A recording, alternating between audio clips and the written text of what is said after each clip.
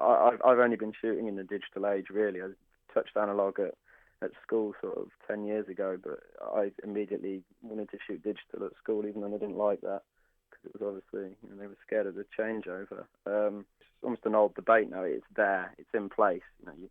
You take a picture, it goes online, it gets bought, or it doesn't get bought. So 5 or 10 years ago, or probably even more now, 10 years ago, 15 years ago, you obviously have to shoot it analog, dev it in the back of the van if you wanted it really quick. People used to drive around with dev vans, dark rooms in their cars, print it there, and then get a courier to take it to the newspaper for them to print it. You can take a picture, have it on your laptop within 2 minutes, and get it online for newspapers to buy, 5 minutes later or even quicker. The first images that came out of the last Olympics were photographed online and then in print 45 seconds later. It just shows how much it's moved on from the analog days. The dongle technology's come on a long way. Sort of 5 years ago, you'd be whooping if you got a K a second, but I submit pictures after doing stuff on the motorway, driving 70 miles an hour on the motorway, getting 50K a second, which it sends, you can get 20 pictures online in 5 minutes, which is a huge leap in how fast you can get your pictures up from any location. I sort of started about a year ago as a blog, which gets a lot of hits. I don't know how many of them translate into actual picture sales, but it gets a lot of hits because the blogs are indexed by Google very quickly. So you put your pictures on there with your keywords, and the Google spiders pick them up quickly. You can talk about citizen journalism, which has a lot of issues surrounding it.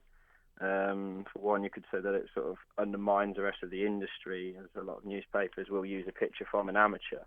And there are a lot of ethical issues with that in the past images have been set up and sent in and printed. And that's not journalism, that's PR. On the positive side, it gets the news story out a lot quicker if you're a professional working journalist. Well, as a freelance, you get information from various places. You get information from doing your research online, from knowing people. Sometimes people call you up, which is, I think, always been the case with photojournalism, with the media. And be a freelance, you can pick and choose what you want to do, but that's generally how you get your information. You monitor your Twitter on either your phone or your computer. You read the information if it's some information about an event happening, and you get on the tube or you get in your car, you drive there and take the pictures, and you upload them to server and they can be downloaded for print.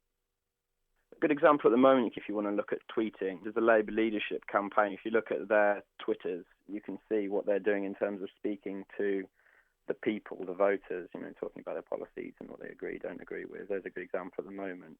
If you want to look at a good way Twitter was used by an anti-fascist movement, the United Against Fascism group, was when they egged Nick Griffin on College Green there when he was doing a press conference. That was tweeted, and the world's media turned up 30 minutes late. Well, it turned up as quick as they could, and 30 minutes later, he got egged.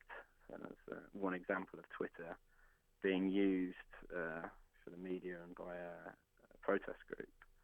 But in terms of it being a source of information constantly, it sort of keeps you in the know, provided you have you're following the right people. But it doesn't produce pictures very often, it doesn't go here for this picture. It doesn't happen very often from Twitter. But the last elections, you have to call to register to be general election accredited for the campaigns, which I got all 3 accreditations for the main parties. And then they just email out operational notes of where they're going to be, at what time, and email back on some of them if you want to attend. But most of them, are in a field or a big community hall, so anyone can turn up and take pictures if you're accredited. I don't know exactly why. I presume they would like to know who the people are taking their pictures, which isn't something really new. There are rumours they CRB check people. They probably do.